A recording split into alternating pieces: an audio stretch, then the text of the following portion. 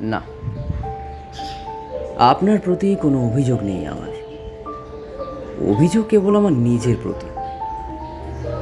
আমি জানি না আমি কেন বারবার ঠকে যাই, তবে শুধু মনে হয় মানুষকে অতিরিক্ত বিশ্বাস করা আমার ঠকে যাবার মূল কারণ। জানি না কবে এই অহেতুক বিশ্বাস করাটা বন্ধ হবে। শুধু সান্ত্বনা একটাই,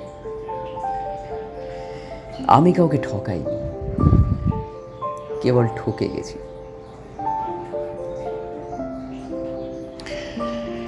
কলমে শুভজিৎ।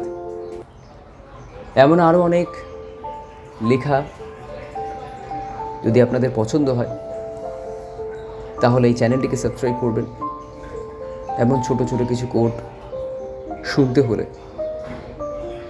পাশে থাকবেন। কেমন লাগলো জানাবেন। ভালো থাকবেন। ধন্যবাদ।